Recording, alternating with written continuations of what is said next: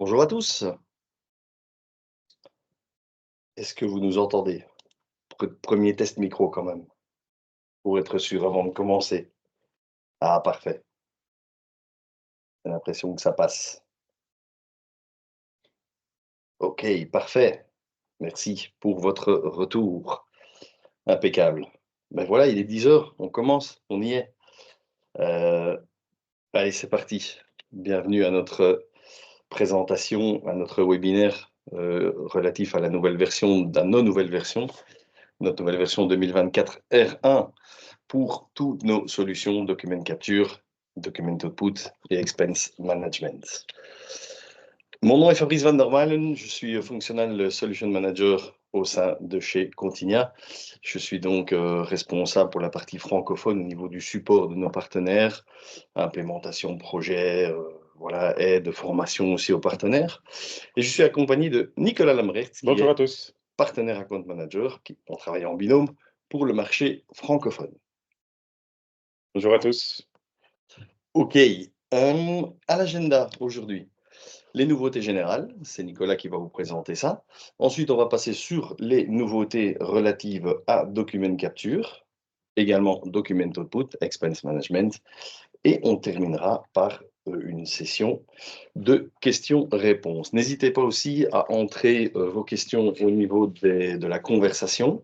On n'aura pas forcément le temps de répondre à toutes les questions ici en fin de session, mais on essaiera d'y répondre évidemment plus tard dans le chat, dans la conversation, pour que tout le monde puisse suivre aussi les réponses qui ont été posées donc via la conversation. OK? Voilà, je laisse la parole à Nicolas et on part tout de suite sur les nouveautés générales. D'accord. Ah. Ouais.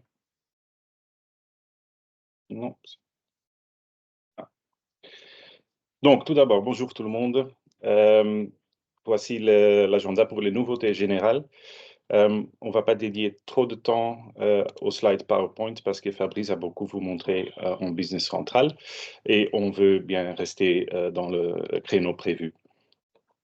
Donc, tout d'abord, tu peux faire un clic. Ouais. Ouais. Tout d'abord, les versions.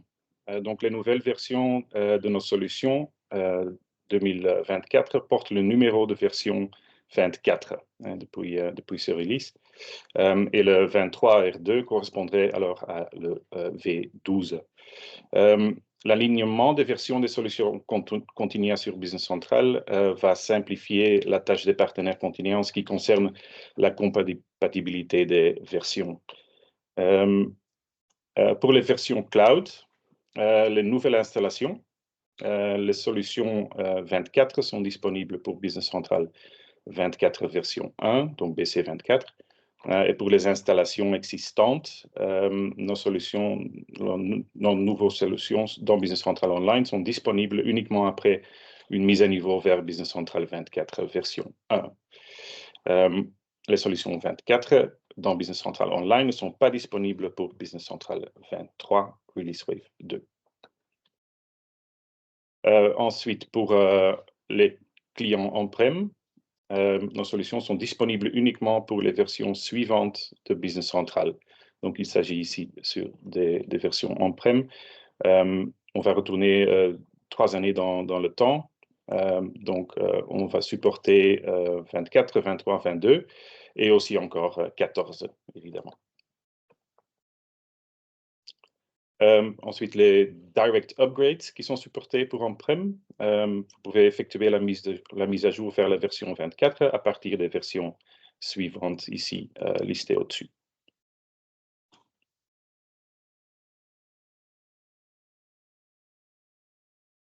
Ensuite, sur les vraies nouveautés, je veux commencer avec les bons numériques ou les digital vouchers en anglais.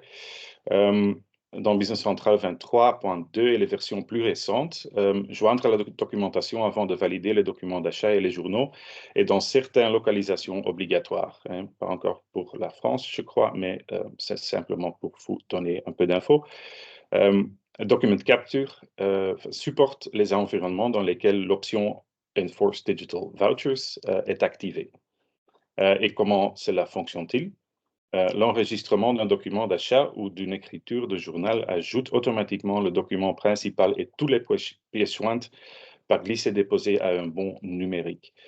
Ça comprend les allocations d'achat au bon numérique et aussi l'association des bons numériques aux allocations d'achat est optionnelle, peu importe la localisation et la version de Business Central.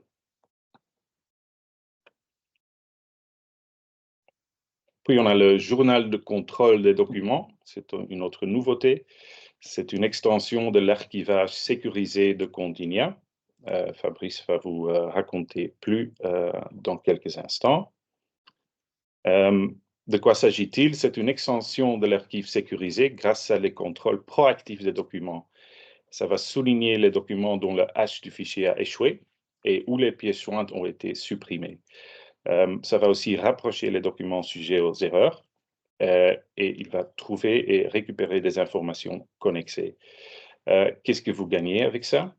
Il s'agit d'un contrôle proactif, donc moins de révisions manuelles nécessaires pour les documents. Aussi, la sécurité est améliorée, des alertes en cas de contrôle échoué d'un document. Et aussi, ça va préserver mieux l'intégrité des documents, assurer la fiabilité de l'archivage des documents.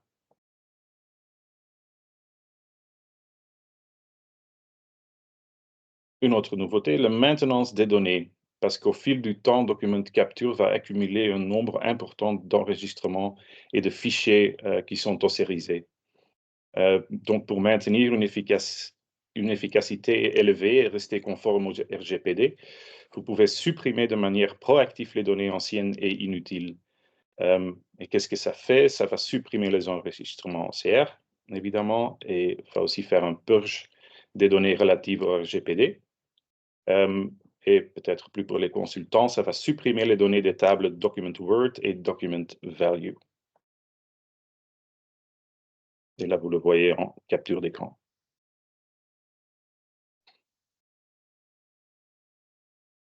Aussi sur la maintenance des données, pourquoi on veut supprimer les données de Document Capture? Supprimer les anciennes dates inutiles pour améliorer les performances générales. Et ça, c'est le but. Les données liées au RGPD doivent être supprimées après une certaine période aussi. Quel est l'impact? On va améliorer la performance de la reconnaissance des champs pour les nouveaux documents, tout d'abord, et on va aussi améliorer significativement de la vitesse de la recherche des documents les plus récents. N'oubliez pas que la suppression des données historiques de l'OCR compromet l'exhaustivité de la fonction de recherche de documents, évidemment.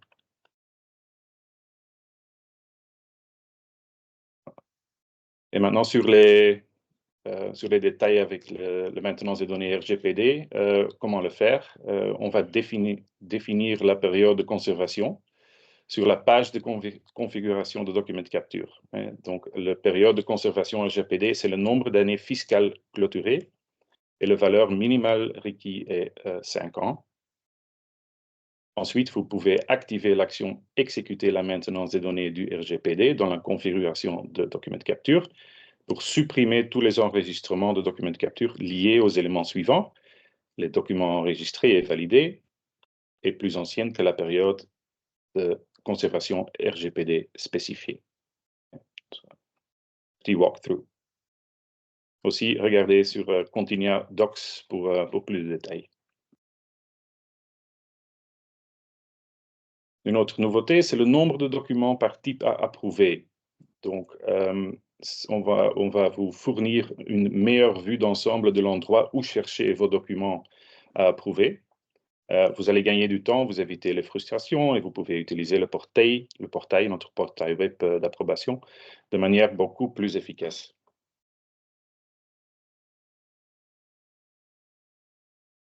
La sélection d'un type de document spécifique dans une société spécifique ouvre la liste de ce document spécifique, comme vous pouvez voir ici.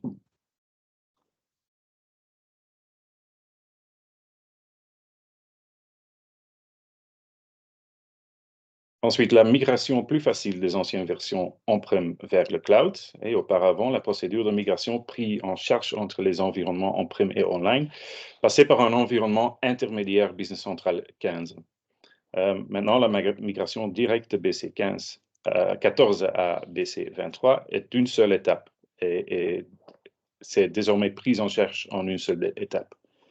L'architecture utilisée pour la mise à niveau vers les versions en ligne de Business Central a été modifiée, de sorte que vous ne devrez plus mettre à niveau Document Capture ou Nav Business Central avant de migrer de Business Central on-prem vers Business Central online.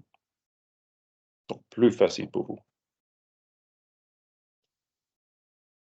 D'accord? Ça a été les slides PowerPoint et je laisse la parole à Fabrice pour les démos. Super. Merci Nicolas. Alors, en effet, on revient sur les nouveautés relatives à Document Capture. Je vais vous parler ici quelques slides et puis on fera évidemment le maximum de démos aujourd'hui, évidemment. Le temps est imparti, évidemment. On va parler de la nouveauté des nouveaux modules de reconnaissance avancée des lignes intégrés directement dans Document Capture. Je vous montrerai, je vous parlerai aussi du journal de contrôle des documents, comme on a déjà pu voir un slide que Nicolas a présenté. On va aussi pouvoir maintenant, à partir de maintenant, générer des réceptions depuis les confirmations de livraison des fournisseurs. Et je vous montrerai aussi toutes les nouvelles fonctionnalités utilisées au quotidien avec la solution. Et bien entendu, la démo prévue et l'explication assez en détail, en tout cas on va essayer, sur le module Continia eDocument. La reconnaissance avancée des lignes, alors on s'appuie d'abord évidemment sur l'intégration de l'intelligence artificielle pour capturer beaucoup plus d'informations sur du multiligne, etc. Ça, c'est déjà le premier gros pas en avant par rapport aux détections de lignes, entre guillemets, j'ai envie de dire, dans le détail. On a aussi une des notifications qui nous permettent, avec des champs suggérés ou des fonctionnalités suggérées qu'on peut activer ou pas. On peut combiner l'intelligence artificielle avec une saisie complètement manuelle. Et même au niveau de la saisie manuelle, on a aussi la fonctionnalité du module ALR, pour ceux qui connaissent. C'est le module qui est le Advanced Lie Recognition, voilà, pour la définition, et qui est disponible depuis le GitHub, qui est un module, une extension gratuite que beaucoup de gens, beaucoup de partenaires connaissent évidemment, et que de temps en temps, il faut installer sur les anciennes versions. Aujourd'hui, ce n'est plus le cas avec la version 2024 R1. On reviendra sur cette notion, évidemment, de reconnaissance avancée des lignes au niveau de la démo, bien entendu. Le journal de contrôle des documents, je tenais aussi à vous montrer une petite démo au niveau, ou en tout cas un écran dans Business Central. Donc, c'est vrai que comme Nicolas l'a dit, ça permet d'abord, c'est une extension de l'archivage sécurisé de Continia. Ça permet un contrôle proactif et surtout, ça permet d'identifier un peu la vie du document et tout ce qui a transité par le document, que ce soit des pièces jointes ajoutées, supprimées, comment est-ce que le document est rentré dans le système. Donc, c'est vraiment une traçabilité plus étendue que ce que l'archivage sécurisé nous proposait au début. Et donc, c'est clair que, encore une fois, ça reste une extension liée à cet archivage sécurisé. On en parlera avec quelques écrans tout à l'heure. Également aussi la réception, la génération, la création des réceptions depuis les bons de livraison dans les commandes d'achat. On parle d'une autre catégorie de documents. Donc, on va facilement pouvoir faire un lien directement avec la commande ouverte dans Business Central. On ne va pas, donc, depuis les commandes d'achat, générer une commande ou la mettre à jour. On va tout simplement générer une réception de manière automatique. On va pouvoir avoir cette réception au niveau de l'écran. On va même avoir la possibilité d'effectuer la facturation directement aussi depuis cette nouvelle fonctionnalité, depuis les commandes d'achat. Donc ça, on va voir dans quelques instants. Au niveau des fonctionnalités au quotidien, il y en a qui existent déjà d'ailleurs depuis la version 2023 R2, mais j'aime bien les montrer ou en tout cas on va en reparler.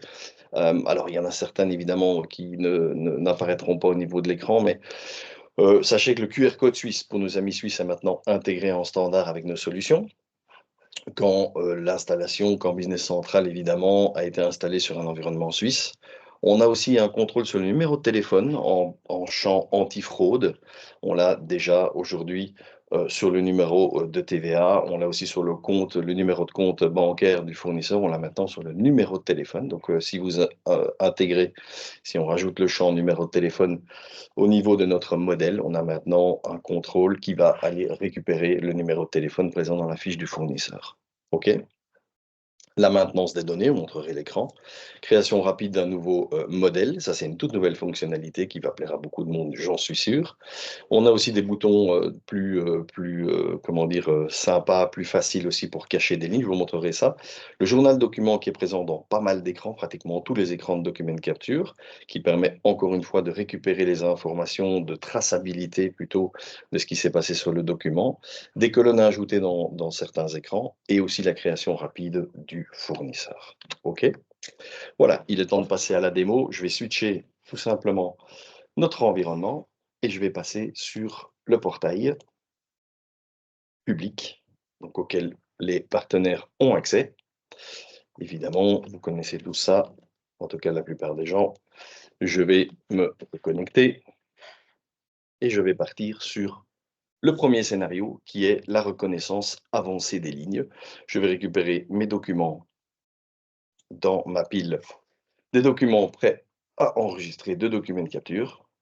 Je vais récupérer ma catégorie des factures d'achat et on va travailler sur une facture ici vers le bas qui est du fournisseur Wide World Importers, peu importe. Je récupère ici mon aperçu d'écran sur le côté droit, évidemment.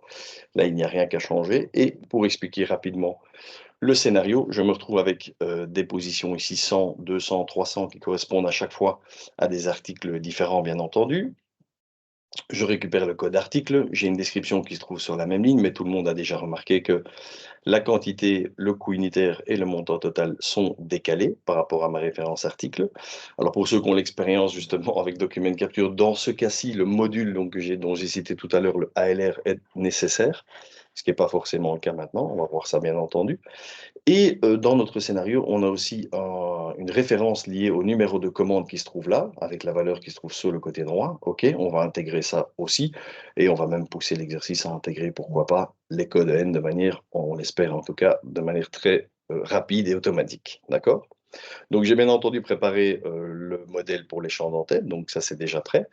Je vais maintenant aller vers la fiche document pour la reconnaissance des lignes. Et je retrouve bien entendu, ça, il n'y a pas de changement, mes champs d'entête où je peux encore bien sûr effectuer des changements. Je ne vais pas le faire dans ce cas-ci. Et on a maintenant un champ ici, un nouveau champ qui nous propose de faire une reconnaissance basée sur plusieurs types de reconnaissance, à savoir d'abord aucune reconnaissance des lignes.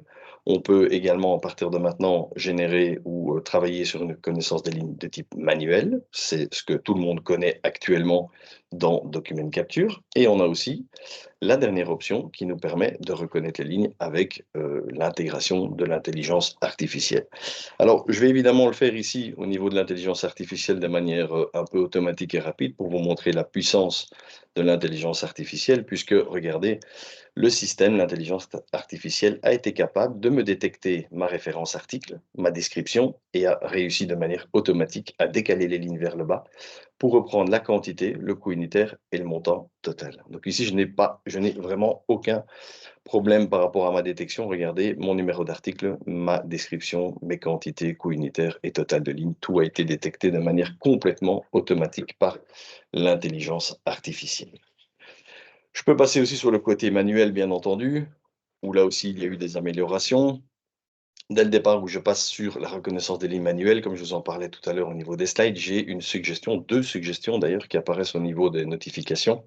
Et je peux maintenant soit utiliser, en tout cas le système me le suggère d'utiliser l'intelligence artificielle pour reconnaître les lignes, ou je peux désactiver le fait que le numéro d'article soit actuellement, il est toujours par défaut requis, et je peux désactiver le fait que le champ numéro d'article soit requis par défaut. Je ne vais pas encore tout de suite appliquer ces informations ou ces suggestions. Je vais tout simplement commencer ma détection de ligne de manière manuelle. On va voir comment le système va se comporter. Et ici, en sélectionnant tous les champs nécessaires de ma description, ma quantité, le coût unitaire et le montant total, je peux voir aussi qu'il y a certaines informations qui vont être détectées, d'autres pas forcément. J'ai la possibilité ici aussi de travailler sur la quantité, le prendre de manière horizontale. Ici, l'idée en l'occurrence est de pouvoir, on voit ici que l'intelligence artificielle propose vraiment quelque chose de plus poussé, de plus intéressant. Donc je vais garder ici, dans ce cas-ci, c'est aussi la possibilité, comme je disais, de garder les deux options. Si je repasse sur l'intelligence artificielle, on voit réellement la plus-value de travailler avec cette fonctionnalité-là. Toutefois, on peut mixer le côté manuel en rajoutant, ça c'est une toute nouvelle fonctionnalité, par exemple, le numéro de commande, notre propre bon numéro de commande qui est présent dans Business Central, je peux le rajouter. Et comment je vais faire ça? Je vais placer ma souris sur la valeur, je vais enfoncer la touche CTRL du clavier et je vais cliquer comme si je sélectionnais une valeur avec le clic gauche de la souris. Donc, j'enfonce la touche CTRL, je clique avec le bouton gauche. Qu'est-ce qui se passe? J'ai un guide de configuration assistée pour rajouter un champ qui apparaît à l'écran et qui me permet tout simplement de sélectionner un champ existant dans la liste ici en dessous ou directement de pouvoir créer un nouveau champ. Alors évidemment ici l'idée, je le rappelle, est de pouvoir rajouter le numéro de notre propre numéro de commande et donc en principe on va aller voir dans la liste mais le champ existe, il se trouve ici, c'est notre numéro de commande. Je vais cliquer sur suivant et valider cet écran. C'est ici que ça devient intéressant puisque au moment où je vais valider mon écran ici, qu'est-ce qui se passe? Eh bien, le système a automatiquement inclus la colonne numéro de commande et en plus, il a aussi eu l'occasion de détecter l'emplacement où se trouvait notre numéro de commande au niveau des lignes. Je vais simplement faire reconnaître champ pour rafraîchir mon écran et je récupère toutes les lignes où se trouve maintenant un numéro de commande.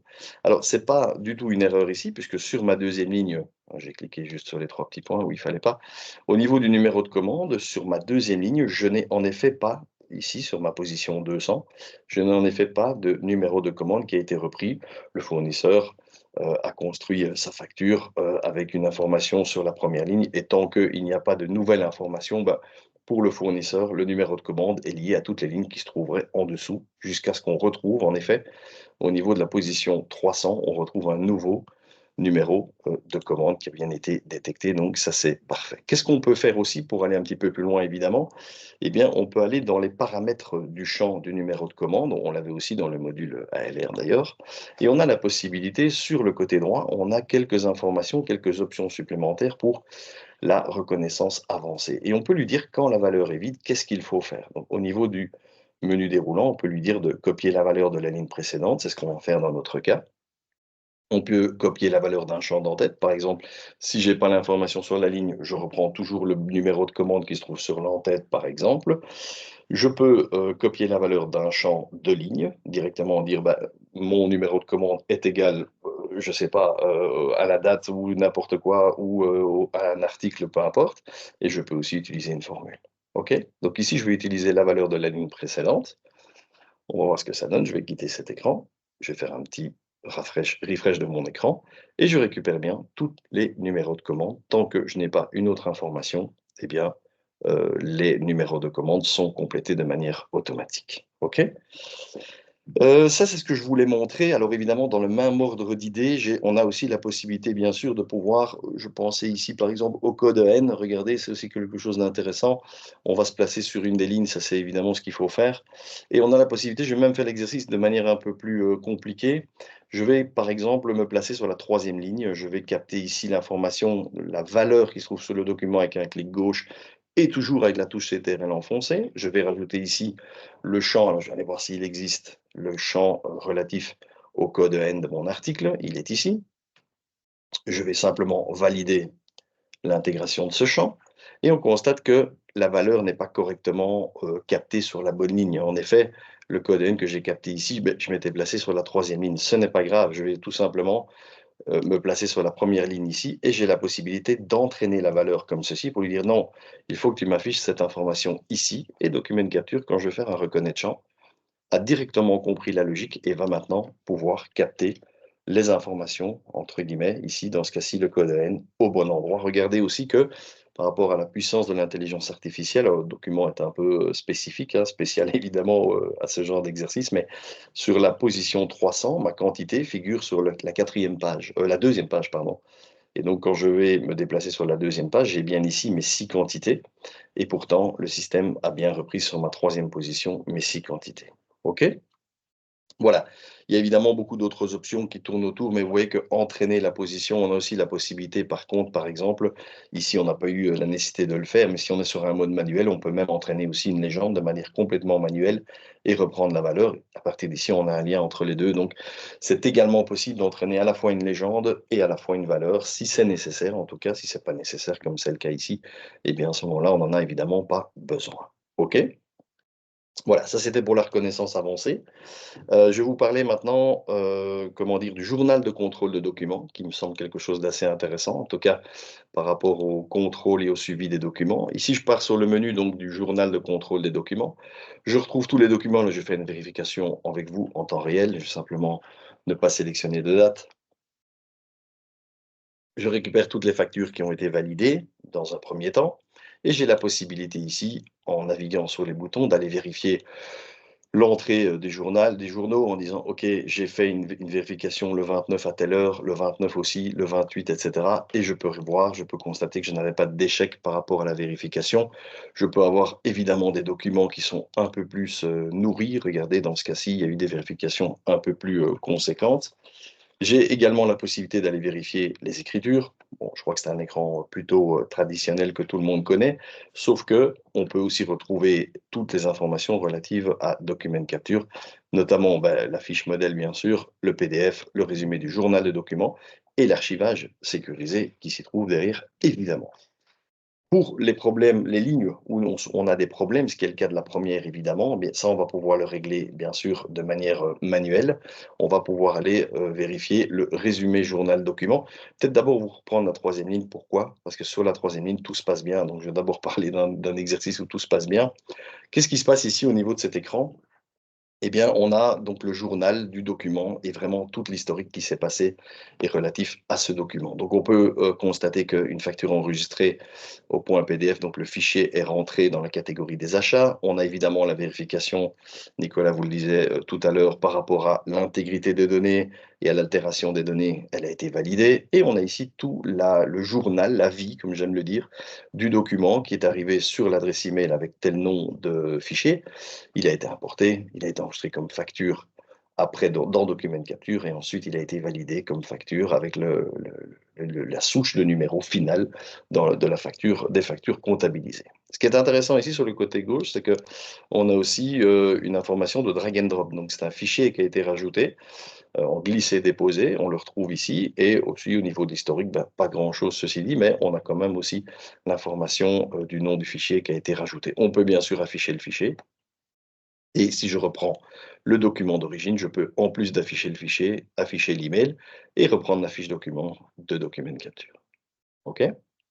Parlons un peu des «problèmes» entre guillemets. Donc ici, on voit qu'il y a une vérification qui a échoué. On va vérifier au niveau, du résumé journal document ce qui se passe. Le document a vécu dans ce cas-ci, première ligne de facture, importée, catégorie des achats. On voit ici que le document est importé sur cette adresse email avec telle numérotation, facture temporaire depuis Document Capture. Il a été enregistré, tiens, la même ligne, même information, mais qu'un autre numéro de facture.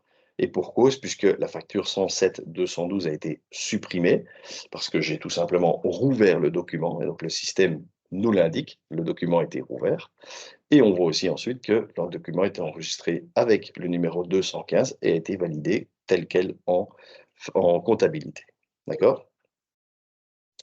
Pour la deuxième ligne et la deuxième, comment dire, information, je vois aussi que le document D0014 a été importé et on voit aussi en deuxième ligne que celui-ci a été supprimé. Alors ça, c'est intéressant et c'est d'où «l'erreur» entre guillemets de dire: «Bah, OK, on a une vérification qui ne peut pas avoir lieu». On a aussi l'information au niveau de la colonne qui dit que le fichier a tout simplement été supprimé. Qu'est-ce qui se passe à ce moment-ci? On a la possibilité soit de valider l'information en disant: «Oui, OK, on sait que ça a été supprimé et ça ne doit pas être forcément récupéré».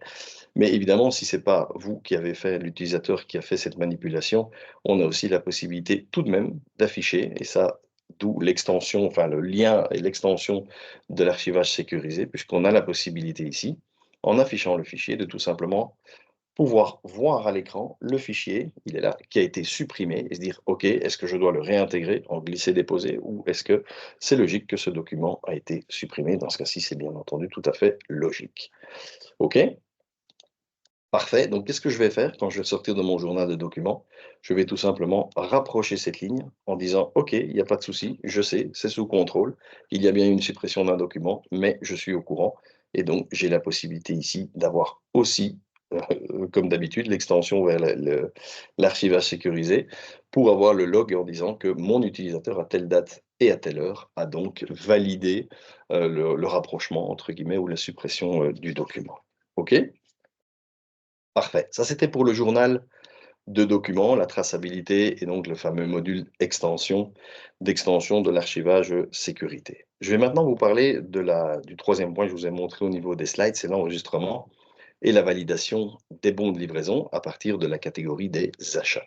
Je vais donc sélectionner ma pile des documents prêts à enregistrer et je vais passer sur ici ma section, ma catégorie de documents, commande d'achat. J'ai un document qui est prêt. Et qu'est-ce que je vais faire avec ce document?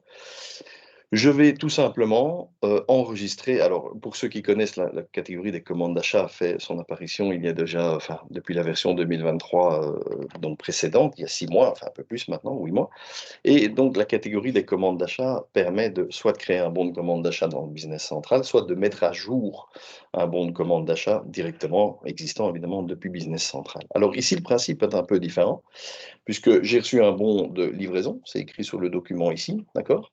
Et le bon de livraison correspond déjà à un bon de commande, évidemment, qui est dans notre système. Il y a une préparation quand même, hein, avec le bon de commande ici, on peut le voir à l'écran au niveau de mes champs d'en-tête. Le 106 016 existe dans Business Central. Je reçois une confirmation de livraison, un bon de livraison, on l'appelle comme on veut de la part du fournisseur. Et regardez ce qui se passe. Au niveau de mon type de document, je ne suis plus sur une commande, je suis sur un reçu. D'accord? Donc ça, c'est la nouveauté. Ça veut dire que les magasiniers, les gens qui gèrent les réceptions pourraient maintenant, à partir des commandes d'achat, directement, via l'ossérisation du document, pourraient directement effectuer leur réception. Alors, on va voir ici par rapport, je vais quand même vous montrer l'origine de ce bon de commande pour que nous puissions quand même voir un minimum les quantités actuelles sur le bon de commande qui ont été commandées chez le fournisseur. Alors pour l'exercice, toutes les quantités ne sont pas sur le bon de livraison, sinon ce serait un peu trop facile. Et donc on a commandé voilà 25, 20, 10, 10, peu importe.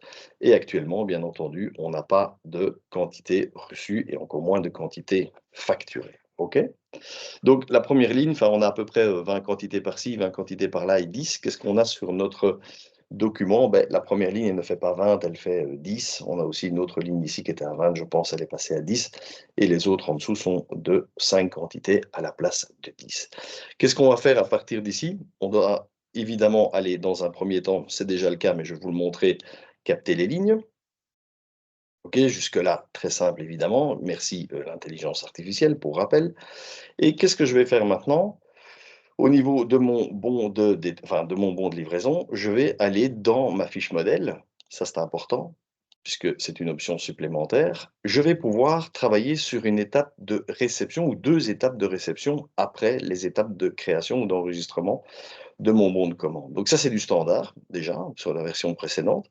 Et maintenant, on a la réception en enregistrement pour étape 1 et on a le reçu réception au niveau de l'étape 2. Qu'est-ce qu'on peut faire à partir d'ici dans le menu déroulant? Je vais demander au système de mettre à jour un reçu de commande, c'est-à-dire de mettre à jour une réception ou de créer une réception dans ce cas-ci. Et au niveau de l'étape numéro 2, j'ai la possibilité de voir à l'écran cette réception et je peux même avoir la réception à l'écran et en plus de ça, la facturer directement, générer la facture d'achat et la comptabiliser en même temps. Si on ne va pas aller jusque-là pour le moment pour notre exercice, on va publier le reçu. J'ai bien sûr aussi la possibilité d'exécuter la concordance de manière complètement automatique. Et au niveau de mes lignes aussi, j'ai quand même demandé un petit peu plus de sécurité puisque je souhaite concorder sur le numéro de commande, oui, toujours, le numéro d'article toujours et les autres informations, ok, si présentes ou la quantité, pas forcément ici évidemment, puisqu'on a une quantité, une livraison partielle dans ce cas-ci. Ok? Donc, on va tout simplement déjà travailler sur cette étape-ci. On va concorder nos lignes. Qu'est-ce qui se passe au niveau de notre écran de concordance? On a, petit filtre sur le numéro de la commande. On a ici 2 sections. On a évidemment les lignes de notre commande initiale, avec les quantités 25, 20, etc., etc. Et en dessous, on a les lignes de notre document où on peut constater en effet déjà qu'on a les mêmes articles. OK, très bien. Et surtout que mes quantités sont différentes. J'ai 10, 5, 10, ce qui ne correspond pas forcément aux quantités qui se trouvent sur mon bon de commande initial. Alors, qu'est-ce que je vais faire de manière manuelle? Évidemment, ceux qui connaissent Document Capture savent qu'on peut tout automatiser. Et donc là, j'ai bien une quantité ou une information de quantité concordée. Jusque-là, tout est très bien par rapport à ça. Et donc, j'ai bien concordé sur la quantité disponible par rapport au document. OK? Je vais quitter cet écran et j'ai maintenant la possibilité d'enregistrer le document. Et qu'est-ce qui va se passer au niveau de mon document? Évidemment, mise à jour des quantités sur la commande 106.016, jusque-là c'est logique. Et en plus de ça, génération de mon bon de réception pour les quantités réceptionnées. OK? Voilà un petit peu le travail et ce qui se passe quand on peut maintenant créer. Je suis sur ma réception d'achat enregistrée. On voit ici tous mes articles qui étaient présents sur mon document et en même temps, on voit les quantités qui ont été réceptionnées. Donc jusque-là, résultat parfait, évidemment. OK? Voilà. Si je reprends rapidement ma commande d'achat, je crois que c'était à 106.016. J'ai également, au niveau de ma commande, des informations maintenant qui ont été complétées pour mes quantités reçues. Jusque-là, tout va bien. Les quantités facturées auraient pu être aussi incrémentées si j'avais décidé en deuxième étape, souvenez-vous, de facturer les quantités en même temps que je les reçois. Ici, je n'avais pas voulu le faire. Et donc, on peut constater ici que les quantités ont bien été réceptionnées au niveau de ma commande. OK. Alors, je passe rapidement sur les nouvelles fonctionnalités, je dirais un petit peu au travers de tout ce que j'ai dit. Donc, je vous ai parlé du QR code, numéro de téléphone, etc. Au niveau des lignes de documents, ça c'est quelque chose d'intéressant et que les consultants que j'ai pu croiser dans de nombreux projets vont probablement adhérer. Si jamais je prends une détection de ligne dans ce cas-ci et que je passe sur la fiche document, on a maintenant la possibilité, alors petite info intéressante, dans le menu Action, Fonction, on peut maintenant recréer le modèle à partir de zéro, donc reprendre directement un modèle à partir d'un template. Je sais qu'au niveau pratique, ça est vraiment quelque chose d'intéressant. Autre bouton ici, c'est le cacher les lignes OK. Donc là aussi, évidemment, ici, j'ai quoi, 5-6 lignes, ça ne représente pas beaucoup de travail à faire une vérification, comment dire, purement visuelle. Mais je peux cliquer aussi sur le bouton cacher les lignes OK pour n'avoir que les lignes, beh, justement, qui ne sont pas cachées, cochées OK et donc je dois traiter pour entrer les différents comptes et cetera. Au niveau, des différentes, options également, on a la possibilité, par rapport aux documents ici, de retrouver, là aussi, on a, comme je vous le disais tout à l'heure, sur pas mal d'écrans, le journal de documents, qui permet aussi à chaque fois de voir comment est arrivé le document, qu'est-ce qui s'est passé dessus, les approbations, annulées, transférées, et cetera, et cetera. Donc toute la vie du document va toujours être disponible également depuis la plupart des écrans de Document Capture. Sachez aussi, fonctionnalité qui existe déjà depuis d'autres, depuis la dernière version, l'avant-dernière version maintenant, c'est que vous avez la possibilité aussi dans le document, au niveau des en-têtes, des factures prêtes à être enregistrées, dans le menu Action et puis le sous-menu Document, on a la possibilité maintenant de configurer des colonnes personnalisées, donc de les voir affichées ici, derrière, au niveau de toutes les colonnes disponibles. Donc, on peut choisir maintenant des champs de date, date de facture par exemple, on peut choisir deux champs de date, on peut choisir deux champs de texte, deux champs numériques. Donc, au niveau des textes, on peut également, je ne sais pas moi, prendre la description principale qui va être, par exemple, comment dire, qui va écraser le libellé écriture en comptabilité. Une fonctionnalité aussi très utilisée. Et je peux même prendre aussi au niveau numérique, je ne sais pas moi, des frais de transport. Et donc, au moment où je valide ces informations, eh bien, ces colonnes vont être rajoutées au niveau de mon écran, des documents prêts à être enregistrés. Et donc, bien entendu, je peux filtrer là sur ces informations aussi. Et donc ça, encore une fois, c'est quelque chose qui a été demandé vraiment de manière assez soutenue. Donc voilà, ça fait maintenant partie, encore une fois, je voulais le rappeler parce que c'est quelque chose qui n'est pas forcément connu. OK, voilà, plic-ploc entre guillemets, quelques informations des nouvelles, sur les nouvelles fonctionnalités. Par rapport à ce que je vous avais montré, au niveau des slides, la section, suivante et à mon avis tant attendue, c'est bien entendu les e-documents. Alors je vais switcher sur mon autre environnement et avant de switcher sur mon autre environnement, je vais d'abord vous montrer quelques slides. Je vais repartager cet écran. OK. Et vous présenter une petite info, et une petite introduction sur les e-documents, sur le module e-documents de Continia, directement intégré avec toutes les solutions, Document Capture en standard. Qu'est-ce que e-document? Le e-document, le nouveau module Contigna e-document, permet maintenant de pouvoir communiquer, de faire de la communication de l'envoi et de la réception de documents XML directement, comme on disait dans le jargon à l'époque, de machine to machine, donc sans passer par comment dire, une fonction d'email, directement d'un environnement à un autre.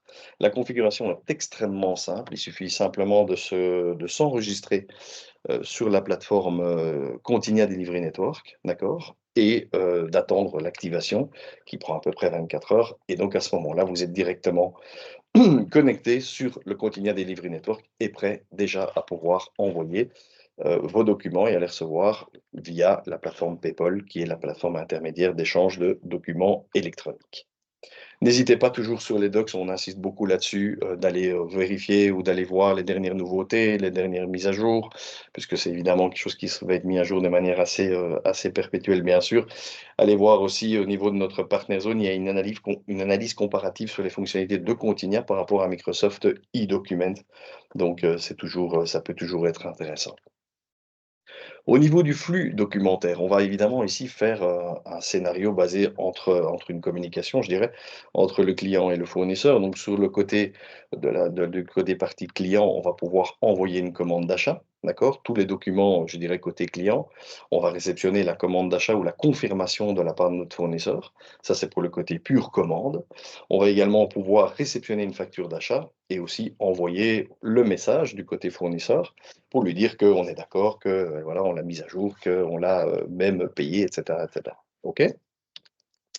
Du côté du fournisseur, bah, les messages un peu opposés, entre guillemets. Donc, au moment où le client va passer une commande d'achat, bah, ça va générer une commande de vente chez le fournisseur. Il va pouvoir la mettre à jour, la renvoyer éventuellement chez le client pour confirmation ou avec modification. Ça va évidemment du côté client mettre la commande d'achat à jour et du côté facture, toujours la même chose évidemment.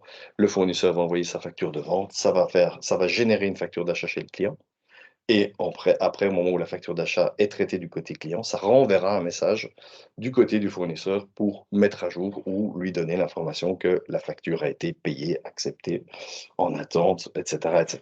Tout ça évidemment toujours par l'intermédiaire du Continia Delivery Network. Ça, c'est très important.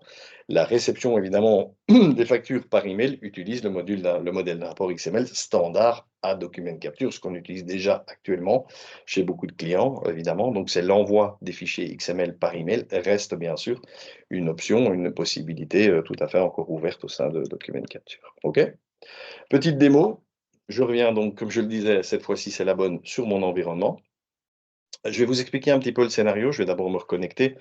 J'ai ici créé deux bases de données qui correspondent, vous le voyez ici, dans un premier temps au client, et j'ai créé une autre société, ces deux sociétés, qui correspondent tout simplement au fournisseur. Donc ça, c'est important d'avoir à l'esprit deux sociétés, un client et un fournisseur. Jusque-là, ça me paraît plutôt logique. Et on va suivre le flux que je vous ai montré tout à l'heure. Ah, mais ça, je suis connecté, parfait. Et donc, société de gauche, le client, société de droite, le fournisseur. On va donc se placer dans un premier temps au niveau de la société, enfin du client, on va les appeler client et fournisseur, ça sera plus facile pour tout le monde à suivre, et on va transiter, j'essaie de ne pas aller trop vite, transiter d'une société, donc du client vers le fournisseur et vice-versa. Je vais commencer ici dans un premier temps, de côté de mon client, à créer une commande d'achat et je vais la générer pour mon fournisseur. Alors évidemment, mon fournisseur s'appelle eVendor pour l'exercice, donc je vais tout simplement sélectionner mon fournisseur. Jusque-là, rien de spécial. Et je vais rajouter, comme de manière tout à fait standard, des articles. Jusque-là, OK, facile. Je vais prendre 10 pièces à tel prix et je vais prendre un deuxième article. Je ne vais pas aller trop loin, l'exercice est toujours le même. Et je vais prendre 5 quantités de cet article-là. OK? Ça, c'est la première chose. Ce qui est intéressant aussi de savoir, c'est comment fonctionne le système. On y reviendra tout à l'heure sur les paramètres du Delivery Network, mais ce qui est intéressant ici, c'est d'aller voir dans un premier temps au niveau de la barre d'outils commande, la fiche fournisseur, pour aller voir eh bien, comment est paramétrée la fiche fournisseur. Au niveau des profils d'envoi de documents, on a maintenant un nouveau choix, Continia e-Document. Alors si je vais voir ici ce qui se passe derrière, eh bien, c'est un écran très très simple, après s'être enregistré sur le réseau, sur le Continia Delivery Network, eh bien je vais récupérer ici une information qu'il faudra compléter, bien entendu, avec un code, une description, lui dire qu'on utilise les Continia e-Documents, qu'on les active, jusque-là c'est logique, mais surtout dans les Continia e-Documents, lui dire que les documents électroniques vont maintenant transiter vers Continia, le Continia Delivery Network. OK? Ça c'est très important pour pouvoir activer ça avec dans la société ici, en l'occurrence avec le client. OK? Donc ça, c'est déjà pas mal. On a maintenant notre profil qui est correct au niveau de la fiche ici du fournisseur dans ce cas-ci. Une section, un champ qui apparaît sur tous les écrans qui vont transiter par le e-document, il est très important, c'est le statut e-document. Donc ce champ-là, on va l'avoir disponible sur les commandes d'achat, les commandes de vente, au niveau des factures, etc. Donc, c'est vraiment un nouveau champ qui va être mis à jour de manière automatique au fur et à mesure que le ou les documents vont vivre à travers le client et à travers le fournisseur, évidemment. Donc ici, mon bon de commande est terminé. Qu'est-ce que je vais faire? Je vais tout simplement récupérer le menu standard de Business Central imprimé envoyé. Je vais envoyer mon document. Et je vais, puisque ça provient de la fiche fournisseur, ne rien sélectionner d'autre, puisque mon document va, quoi qu'il arrive, être envoyé vers le Continia Delivery Network, tout simplement. Je vais valider ceci. La commande électronique a été envoyée avec succès, merci. Et ce qui est intéressant, comme je vous le disais, on va souvent retourner aujourd'hui sur notre champ statut e-document. On va pouvoir cliquer sur le statut en lui-même actuel pour aller voir aussi l'avis. Alors pour le moment, on n'a pas eu de choix de ligne de sélection comment dire, de statut, puisqu'on n'en a qu'un, il n'y a qu'un statut actuellement en place. Et on voit ici, on peut voir ici le document XML, ou en tout cas le format e-commande, on le voit ici au-dessus, le document e-commande qui a été réellement envoyé par XML et donc via le Continia Delivery Network. Jusqu'ici, pas de modification, bien sûr. On y reviendra plus tard, évidemment. OK? On va regarder ce qui se passe du côté de notre fournisseur, évidemment. Qu'est-ce qui s'est passé? Le fournisseur, lui, il a reçu quoi? Si je fais juste un petit refresh de l'écran, j'ai un document qui est prêt à être importé. Je vais le faire. Je vais importer ce document. Et ce document qui correspond du côté de mon client à une commande d'achat correspond ici, au niveau de mon fournisseur, à ma section vente, commande de vente. Donc, en effet, si je sélectionne ma catégorie vente, j'ai bien un bon de commande qui apparaît maintenant ici dans le système, OK, et qui va me permettre, regardez, catégorie de vente, de créer tout simplement un bon de commande de vente. OK, jusque-là, logique. On reprend toutes les informations qui ont transité par l'information ou le fichier XML.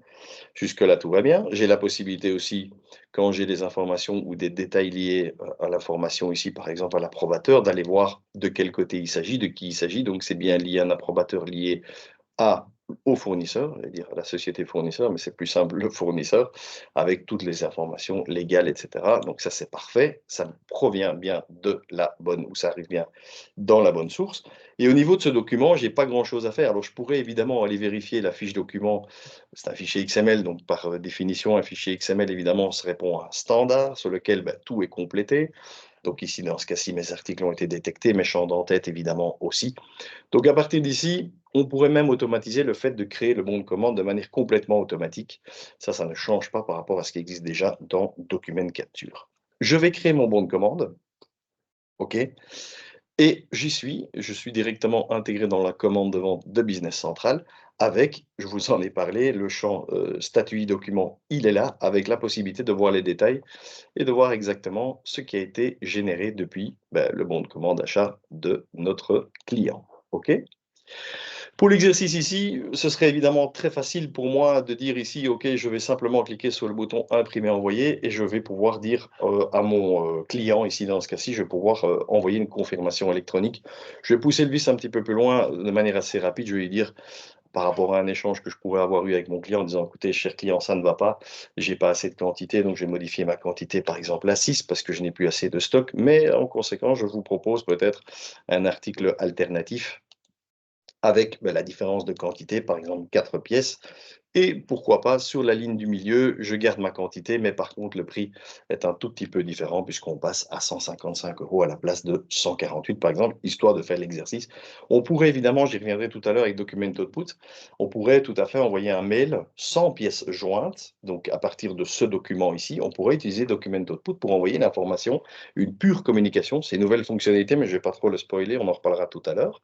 Et donc, c'est une fonctionnalité maintenant dans Document Output, c'est de pouvoir envoyer des emails sans pièces jointes. Donc, ça permet aussi de pouvoir envoyer un mail depuis un document et dire, cher client, on a un petit problème par rapport à vos quantités ou vos articles commandés. Est-ce qu'on peut les modifier, vous proposer ça et ça? Donc, il y a évidemment une communication qui se passe, bien sûr, en amont, avant de modifier le bon de commande dans ce cas-ci. D'accord? Donc, j'ai modifié mon bon de commande. Des quantités sur la première ligne, une troisième ligne rajoutée, un prix sur la deuxième. Jusque-là, nickel, on a l'accord du client, tout a été déjà discuté. Et je vais maintenant envoyer une confirmation électronique vers le client. Qu'est-ce qui se passe au niveau de mon statut document? J'ai maintenant deux lignes, j'ai une e-commande qui a été générée et enregistrée de manière automatique, et j'ai une réponse e-commande, tiens, c'est intéressant, qui a été envoyée, mais qui a été modifiée au préalable. Alors, je vais cliquer tout simplement sur le lien de la date et de l'heure. C'est un écran qu'on retrouvera aussi partout. Et j'ai la possibilité maintenant d'avoir ma réponse e-commande, donc vraiment ce qui a été modifié par mes soins ici, dans ce cas-ci par le fournisseur, et la ligne de commande ou les lignes de commande d'origine. Donc j'ai la possibilité maintenant de pouvoir me dire, OK, ma quantité, à chaque fois que j'ai une information qui est remplie ici, qui a été complétée, c'est qu'il y a eu un changement sur la ligne. Donc le prix unitaire, lui, n'est pas complété parce que le prix unitaire n'a pas changé. Par contre, ma quantité de 10, elle est passée à 6 et j'ai une nouvelle ligne qui a été créée avec 4 quantités. Par contre, on voit aussi que la quantité sur la deuxième ligne, je ne l'avais pas modifiée, j'avais pourtant modifié le prix. Donc c'est tout à fait juste. La quantité, elle était toujours sur 5, on n'y a pas touché, et le prix a été modifié. On voit aussi au niveau du statut de chaque ligne qu'on a changé quelque chose sur la première ligne, on a changé quelque chose sur la deuxième, et la troisième ligne a tout simplement été rajoutée. OK? Parfait. Donc là, c'est envoyé. On a renvoyé l'information du côté du client, et on va maintenant passer du côté client, et on va aussi revoir et voir comment ça se passe, l'intégration de cette mise à jour. Je reviens ici sur mon tableau de bord, et qu'est-ce qui se passe de manière complètement automatique? J'ai déjà un document qui est prêt à être importé. Je vais importer le fichier. Et bien entendu, ici, qu'est-ce qui se passe? Je vais cliquer sur ma pile des documents prêts à être enregistrés. J'ai bien sûr maintenant un document d'achat, une commande d'achat, qui est maintenant prêt. Alors, non pas à être créé, mais, et ça c'est la magie du module Continue Documents, puisque grâce à la communication XML entre les deux, entre le client et le fournisseur, j'ai maintenant un nouveau champ qui est la réponse de la commande. Et bien ici, le système a détecté automatiquement, grâce au numéro, grâce aux balises, etc., le système a pu détecter qu'il s'agissait en fait d'un changement ou d'une modification apportée sur le bon de commande. Alors qu'est-ce qu'on va faire ici? Bah, de manière relativement rapide et à l'aveugle, je vais enregistrer ma soi-disant commande d'achat, mais en fait, c'est pas réellement une création, c'est tout simplement une mise à jour, puisque je vois maintenant que ma quantité d'origine, on est toujours sur le même numéro qu'on avait créé, que le client avait créé au préalable. On est bien sur une quantité à 6, 5, 4, donc ça c'est la nouvelle ligne, avec les prix, souvenez-vous, la deuxième ligne avait été modifiée à 155 €, donc ça c'est totalement correct, et la troisième ligne avait été rajoutée. Le client a aussi, malgré un accord, la possibilité d'avoir exactement les mêmes écrans, et donc aussi via la deuxième ligne et le statut de modification, a aussi toujours la possibilité d'aller voir les quantités, ce qui a été d'abord changé, rajouté sur les lignes, et de pouvoir toujours apercevoir ici dans le bas de l'écran les quantités, les articles d'origine commandés depuis sa commande originale. OK? Donc ça, c'est aussi une possibilité. Et on termine entre guillemets ici le flux de commandes, puisque le client a passé la commande chez le fournisseur, le fournisseur l'a évidemment réceptionné, ensuite il l'a généré, il a dit OK, j'ai quand même un petit problème des quantités, etc. Donc tout ça va très bien. À partir de là, pour le flux suivant entre guillemets, on passe à la facturation. Et donc qu'est-ce qui va se passer du côté du fournisseur? À un moment ou à un autre, le fournisseur, ben, lui, il va chercher sa facture ou sa commande de vente dans ce cas-ci.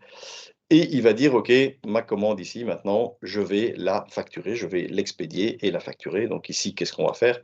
On va valider cette commande de vente, je l'expédie et je la facture, jusque-là tout va bien, OK.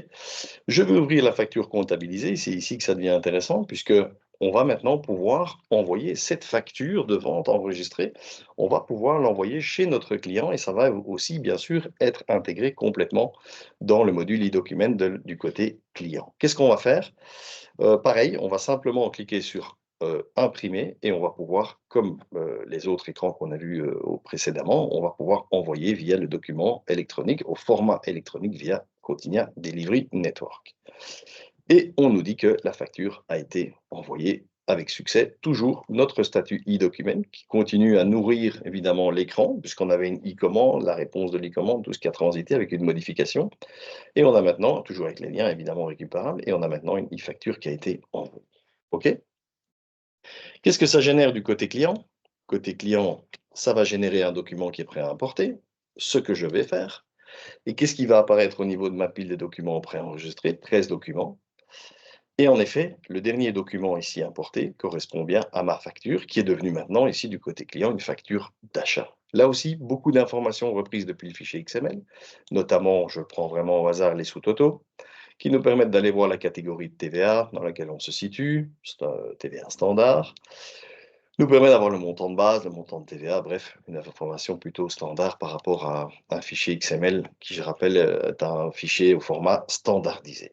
On le voit aussi évidemment sans grande surprise, je suppose, pour la plupart d'entre nous, c'est qu'on a bien sûr une concordance complète, puisque le flux est parfaitement tracé par rapport aux commandes d'achat, de vente, par rapport aux clients, fournisseurs, etc. On a tout ce qu'il faut comme information.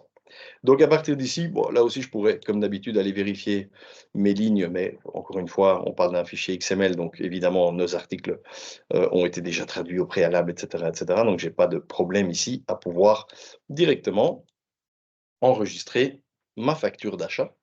Ici, ça devient intéressant également. Je peux bien sûr lancer le flux d'approbation, je peux faire tout ce que je veux, remplir mes axes analytiques, et je peux, une fois que la facture aura été enregistrée, comment dire, transmettre l'information au fournisseur, que tout va bien avec cette facture, comme je peux déjà le faire maintenant. C'est ce qu'on va faire ici. On va cliquer tout simplement sur facturer et tout au bout de ma barre d'outils, j'ai la possibilité d'envoyer une confirmation électronique vers mon fournisseur pour dire OK, la facture, on s'est mis d'accord au préalable avec les modifications via les commandes, etc. Eh bien, je peux la laisser en cours, requête en cours, accepter, rejeter ou payer. Ici, je vais accepter tout simplement. Et je reçois un écran intermédiaire qui me permet encore de modifier ma réponse, de rajouter des informations, qui me permet aussi de donner des raisons du texte, rajouter des références, etc., etc. Des références aussi et des informations techniques plus liées à l'échange d'informations électroniques. Dans ce cas-ci, je vais simplement valider mon écran envoyé. Et on voit aussi que le statut e-document a maintenant été modifié. Regardez au niveau de ma facture d'achat, il n'y a pas de raison. Je retrouve aussi, comme depuis le fournisseur, je retrouve aussi toute la traçabilité avec le e-document, le e-commande, pardon, la réponse e-commande, la e-facture et la réponse que je viens de soumettre du côté du fournisseur.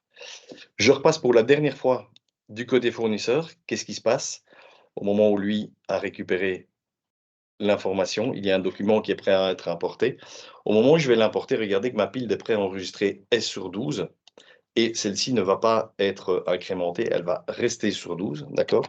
Et donc, il n'y a pas eu de notification spécifique par rapport à ça, et pour cause, puisque quand je vais retrouver ma facture de vente enregistrée, même sans ouvrir le document, même sans aller dans le détail, je vois ici que c'est ma dernière facture ici enregistrée. Eh bien, j'ai déjà ici, je peux le voir, ma facture, j'allais dire mon invoice qui a été acceptée. Donc, si je clique dessus, je peux tout de suite voir à nouveau toute la vie du document et je peux à nouveau cliquer sur la dernière ligne pour me dire ah ok ça a été accepté, j'ai pas d'informations supplémentaires, etc. Et pas oublier non plus que je peux bien entendu aller rechercher toute la traçabilité pour voir exactement ce qui a été commandé, validé, modifié, etc., etc. OK? Voilà, ça c'était le module e-documents. J'espère que ça vous parle, j'espère que pour la plupart d'entre vous, vous voyez un petit peu, on vous l'a promis depuis longtemps, donc c'est quelque chose qui va, en tout cas amener vraiment un plus et qui va un peu révolutionner le monde évidemment, puisqu'on est vraiment dans du paramétrage XML, très intéressante. Et alors juste encore une petite chose, pour la configuration quotidien e-document, tout ce que je vous ai montré, eh bien, il y a la possibilité de tout automatiser. Donc, par rapport aux réponses ici, Évidemment, pour le webinaire, je n'ai pas expressément tout automatisé, sinon on n'allait rien voir à l'écran. Et donc l'idée ici était de tout faire de manière manuelle, mais on peut envoyer les mises à jour de manière complètement automatique, à quelle étape on souhaite le faire, etc. Si on veut rejeter une information, les réponses e-facturation, donc tout peut être automatisé par rapport à ça. Et pour être complet également, si je vais sur l'écran comment dire, de l'intégration, de la participation Continia Delivery Network. C'est exactement le même principe ici. Il suffit simplement de s'enregistrer. Je vais éditer pour que ce soit plus clair. Et donc, il suffit simplement d'enregistrer sa société de manière la plus complète possible, évidemment. Et en dessous, on a aussi directement les profils pour ceux qui ont déjà travaillé avec le Delivery Network via les mails, l'XML qui transite via les mails ou directement via PayPal, mais uniquement pour les factures dans ce cas-là. Et bien maintenant, on a des profils supplémentaires pour les ventes, les commandes d'achat et les ventes au niveau des factures et l'un pour les commandes. Donc c'est extrêmement simple. Au moment où on fait suivant, suivant, suivant jusqu'au bout, et bien à ce moment-là, on a un délai ici, comme je le disais, de 24 heures pour pouvoir s'enregistrer et être connecté au réseau PayPal, au réseau Continua Delivery Network, et ensuite pouvoir communiquer avec le réseau PayPal. Voilà, je pense que pour le e-document, c'est bon. On a une question. Il y a une question éventuellement? On va essayer d'y répondre rapidement, sinon on fera les questions vers la fin. Oui. Oui, alors c'est difficile de répondre à la question, et je vois la question. Aujourd'hui, on supporte aussi tous les différents, comment dire, les différents formats XML. Il est évident qu'on se conformise. Alors, au marché européen, j'allais dire, je vais terminer ma phrase.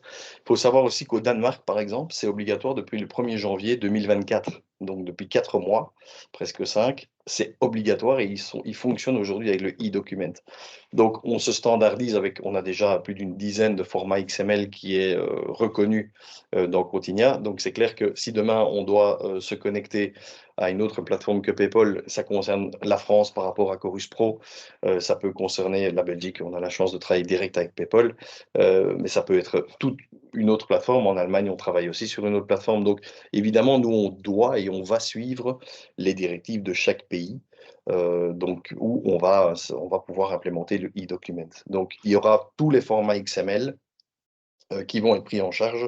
Donc, par rapport à ça, pas d'inquiétude, évidemment. On suit l'évolution de chaque pays, parce qu'encore une fois, il n'y a pas qu'un pays sur le marché francophone. Donc, on va suivre toute l'évolution de tous les pays pour pouvoir, bien sûr, être à jour et proposer la communication finale, bien sûr. Alors, sachez juste, parce que j'ai parlé de Chorus Pro, qu'on peut déjà, PayPal communique déjà avec Chorus Pro aujourd'hui. On a déjà 2-3 clients qui l'ont mis en place. Et donc, ça fonctionne aussi sans aucun problème. OK? On va repasser les questions après, éventuellement à la fin. Voilà, ça c'était pour le module e-document. Je vois que le temps avance, donc je vais essayer de reprendre le fil de la présentation pour partir sur Document Output, la nouvelle version aussi 2024 R1. Alors, juste un petit rappel de ce qui est Document Output, je vous en parlerai dans quelques instants. Je pense l'avoir assez dit aux clients et à vous, les partenaires ici présents, en tout cas ceux avec qui j'ai eu la chance de travailler, d'implémenter des projets Document Output. Je vous l'avais déjà dit depuis pratiquement un an, que Document Output allait avoir une évolution assez conséquente, hein, puisque évidemment, par rapport à tout l'échange des fichiers XML, etc., il y allait avoir beaucoup de nouveautés, de choses en place. Et on le constate ici avec la version 2024. Donc, je vais vous montrer en effet la nouvelle interface, les nouvelles options pour les pièces jointes et également la fusion des tables, également quelque chose de super intéressant. Au niveau de Document Output, alors juste pour quand même remettre tout le monde au même niveau, Document Output, c'est quoi? C'est l'automatisation pour l'envoi des mails de manière complètement automatique, sans bloquer la session d'utilisateur, avec la configuration aussi des destinataires par rapport aux fiches clients, aux fiches fournisseurs. Ça intègre vraiment tout l'envoi en masse et structuré de tous les documents présents dans Business Central. On a évidemment, selon moi, le point fort de la solution, c'est d'avoir ce journal des envois présents depuis tous les documents considérés dans Business Central et ou depuis les fiches clients ou fournisseurs. Ça veut dire qu'on va retrouver, on va être capable de retrouver tout l'historique des emails envoyés, encore une fois, depuis les documents en tant que tels, depuis les fiches clients, depuis les fiches fournisseurs et même depuis un menu spécifique lié, dédié à Document Output qui va nous permettre d'avoir un journal complet de tout ce qui a été transité, tout ce qui a transité par Document Output. On travaille aussi avec des champs de variance, comme on dit, qui peuvent être basés sur des modèles, donc sur des types de documents. On peut se baser évidemment sur des axes analytiques ou sur des champs spécifiques. On va y revenir. On peut évidemment, et c'est le but, personnaliser les emails, que ce soit en français, en anglais, dans toutes les langues évidemment. Les pièces jointes aussi, les factures, les pièces jointes aux factures, que ce soit des conditions générales de vente en français, en anglais, peu importe. Évidemment, tout ça peut être géré par la langue dédié au type de document. Donc tout ça est un full intégré. Évidemment aussi important, mais on peut gérer et on gère aussi les signatures avec les logos des entreprises, les informations de chaque société. On gère aussi maintenant les banners par date, donc tout ce qui est signature, entre guillemets, marketing, publicitaire, informative, qui doivent apparaître sur une période donnée par rapport à une société qui ferme pendant les fêtes pour cause d'inventaire, etc. Donc ça, c'est très intéressant. Et on peut aller chercher aussi tous les champs spécifiques que les partenaires, que vous, partenaires, pourriez développer. Donc si un champ est devenu un spécifique, on peut aussi tout à fait le récupérer. C'est du standard dans Document Output. OK? Nouvelle interface, on va pas tout voir dans la démo malheureusement, parce que sinon il faudrait un peu plus de temps, mais c'est pour ça que c'est intéressant d'avoir quand même pas mal d'infos au niveau de l'écran.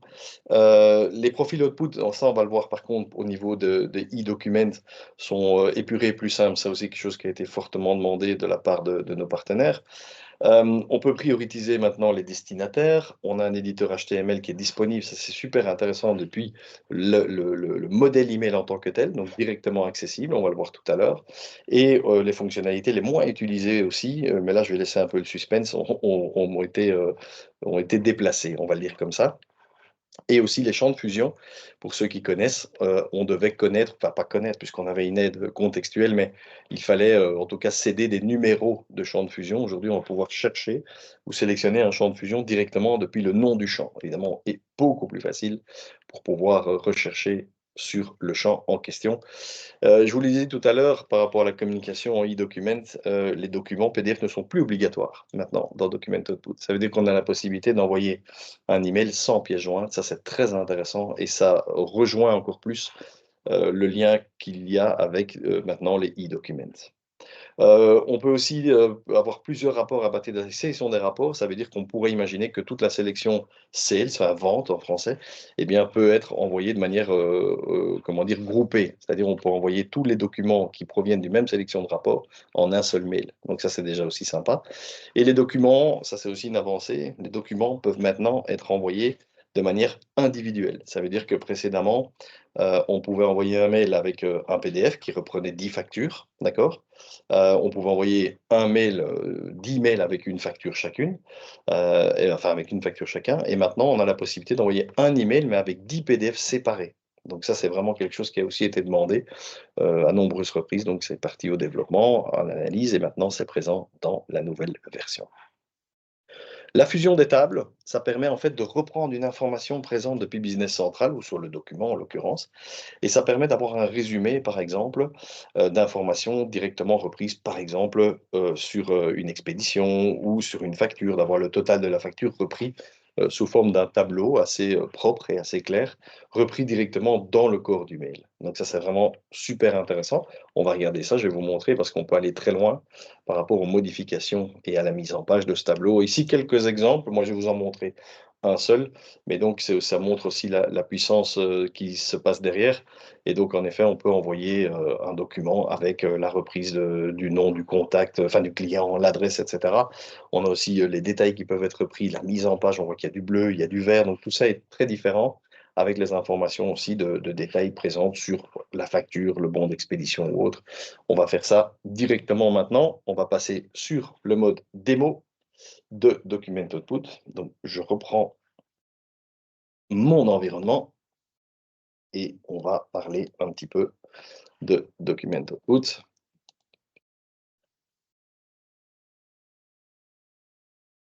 OK. Ouais.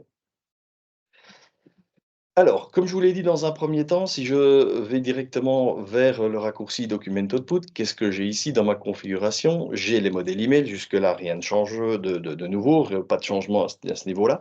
Par contre, si je prends, de toute façon, toujours notre modèle fétiche, les factures de vente, qu'est-ce qui se passe sur le côté droit? Je viens de vous le dire par rapport à certains slides. Eh bien, j'ai ma configuration des destinataires qui apparaît directement ici. Ça veut dire que si je clique sur la petite flèche du bas, j'ai la possibilité de configurer mes destinataires email sans pour ça rentrer dans les détails de mon modèle email. D'accord? Ici, notez que j'ai rajouté une ligne juste pour l'exercice. Là aussi, on a une amélioration par rapport à tout ça qui a été mise en place puisqu'on a la possibilité maintenant de rechercher dans la table des destinataires et ou directement sur la table du document en tant que tel. Donc là aussi, on a quelque chose de super intéressant de pouvoir et qui nous permet d'aller rechercher tous les champs disponibles, de faire aussi des relations entre les tables. C'est vraiment quelque chose qui est très poussé, qui nous permet d'aller très loin. Donc là, c'est vraiment quelque chose de ultra simple qui a été vraiment simplifié pour que ce soit beaucoup plus rapide pour l'utilisateur. Aussi, au niveau des lignes de modèles, et ça, je trouve que c'est vraiment très, très, très intéressant également, c'est qu'à partir de maintenant, on a déjà aussi la possibilité soit de paramétrer ou de rentrer directement sur les lignes de modèles, dans les détails ici, et ça nous permet bien sûr, s'il y a déjà des choses en place, de pouvoir aussi les vérifier. Donc ici, je vois que sur mon modèle, facture vente ici, en l'occurrence, eh bien, j'ai une ligne sans code langue, j'ai une ligne en anglais, une ligne en français. Donc ça me permet aussi de pouvoir, directement voir ce qui est en place et aussi de pouvoir ouvrir ou modifier le modèle HTML sur lequel je me trouve. Donc ça, c'est vraiment hyper rapide, hyper efficace et je suis directement dans mon modèle pour le code langue, j'allais dire pour les clients, mais peu importe, pour le code langue en français. Donc hyper facile et accès rapide également. OK? Hem, je vais aller maintenant, au niveau du détail du modèle email. Ce qui est évidemment quelque chose qui va, être très intéressant, c'est que précédemment, quand on n'avait pas tous les champs qui étaient visibles ici et qu'on affichait plus, on avait, pour ceux qui connaissent déjà Document Output, une série, et quand je dis une série, je suis gentil, on avait, des champs, vraiment à n'en plus finir qui apparaissaient au niveau de l'écran. Eh bien, sans que ça vous choque, pour les prochaines fois où vous allez vous connecter à Document Output, eh bien, les champs les moins utilisés sont maintenant sur le bas de l'écran. D'accord? Donc ça, je pense que c'est quelque chose aussi de très, très clair, de beaucoup plus facile aussi pour l'utilisateur et donc on récupère aussi uniquement sur le haut de l'écran évidemment, quelles informations vraiment entre guillemets «indispensables» ou, utiles, au quotidien pour l'utilisation, des modèles email. Ici, la fusion de tous les rapports, comme je le disais, par rapport, au rapport de sélection. Donc ici, si jamais je veux regrouper tous, les comment dire? La sélection de rapports sales ici, eh bien, je peux cocher, cette option et ça va aussi regrouper tous les documents donc, qui proviennent du même sélection de rapport en un seul email avec tous les documents en pièces jointes. Donc ça, c'est intéressant. Au niveau ici de mes options qui sont quand même relativement nouvelles, alors ça c'est tout du connu, mais sur le bas de l'écran, j'ai la possibilité de cocher le fait d'utiliser le rapport, enfin en tout cas le modèle email sans génération de PDF. Ça c'est cette option qui se trouve ici en dessous. Ça c'est très intéressant. Pour le reste aussi, pour ceux qui ont aussi de l'expérience avec Document Output, une ligne sans code langue, une ligne à vide est maintenant obligatoire. On a eu trop de je pense que c'est une très bonne chose aussi, on a eu trop de problèmes où rien ne s'affichait à l'écran parce qu'on ne correspondait ni à la langue anglaise ni à la langue française. On n'avait pas de port de secours, comme j'aime bien dire et donc à partir de maintenant, rien ne se passe. Même si le client a un code langue FRA, rien ne se passe si vous n'avez pas entré une ligne à blanc, donc ça, c'est vraiment une sécurité et je trouve ça, très, très intéressant. OK? Pour switcher sur les lignes de modèle email, aussi quelque chose, je vous en ai parlé ici, j'ai complété évidemment le nom de mon fichier, les noms des fichiers combinés. Pour, la combinaison ici des documents, j'ai maintenant une ligne où je vais lui dire: «Envoie un email avec plusieurs documents». Donc quelles sont les options? Combiner en un seul document, ça c'est l'option qui a toujours été connue de tous les utilisateurs Document Output et maintenant on a la possibilité d'envoyer un mail avec plusieurs documents. Ça veut dire qu'on va séparer le nombre de factures par le nombre de documents PDF, tout simplement. Au niveau du paramétrage du modèle HTML, qu'est-ce que j'ai ici d'intéressant? Je vous en ai parlé, à partir de maintenant, c'est terminé, je vais juste l'agrandir un tout petit peu. C'est terminé de devoir jouer, que je vous ai dit, on a une aide ici contextuelle avec les numéros des champs de fusion. C'est terminé de devoir aller jouer avec un pourcentage 30 ou un pourcentage 40 qui correspond au nom de la société, par exemple ici, facture de vente du client. Donc j'ai la possibilité ici, toujours avec le pourcentage, ça n'a pas changé, mais de pouvoir directement aller chercher sur un libellé, évidemment beaucoup plus facile de dire: «OK, je vais chercher tout ce qui est relatif à la compagnie» et je récupère ici mon champ 40 qui correspond au company name. Ici, pareil, vous trouvez votre facture ci-joint à cet email portant le numéro, hop, je vais juste faire ça proprement. Par exemple, ici, dans ce cas-ci, le numéro, pourcentage, et je vais chercher, par exemple, quelque chose qui correspond à number, et je retrouve ici le doc number. Hyper facile et hyper intuitif pour les utilisateurs.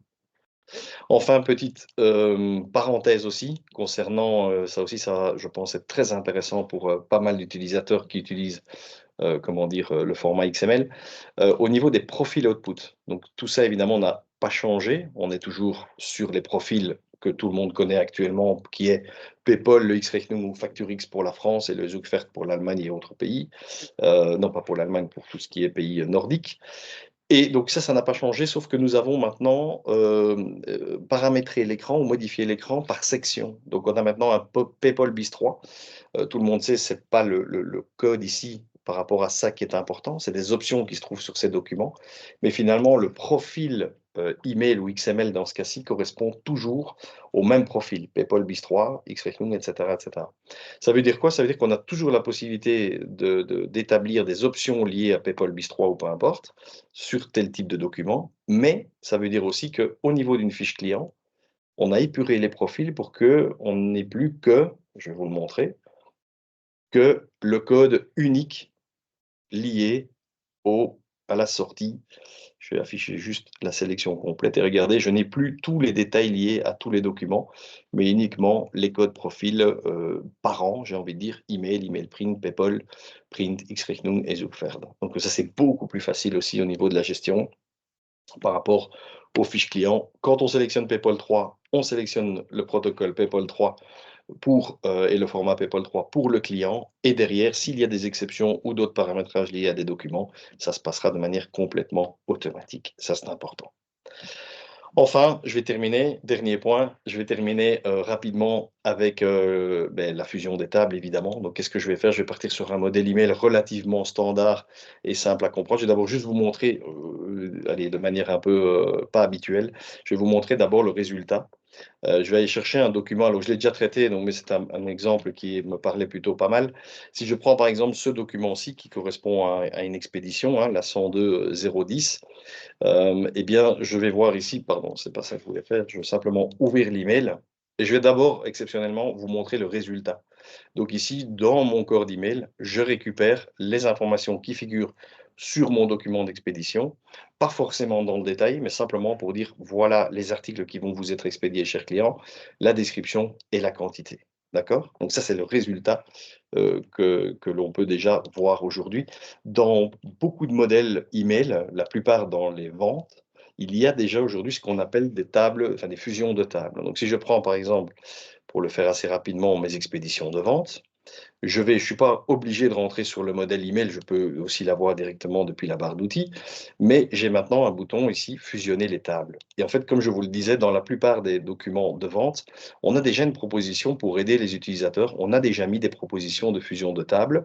Par exemple, ici sur la table des expéditions, eh bien, on a une fusion de table qui se base sur l'entête et une comment dire, fusion de table qui se base sur les détails. Alors, je vais justement modifier cette fusion de tables. Pour l'expliquer rapidement, on a des champs repris de manière complètement standard ici sur le type de table et les légendes. Jusque-là, tout va bien. On a 3 champs, on a une ligne supérieure et on peut voir ici que je récupère les informations que j'ai vues tout à l'heure au niveau de mon écran, le numéro de l'article, la description, la quantité.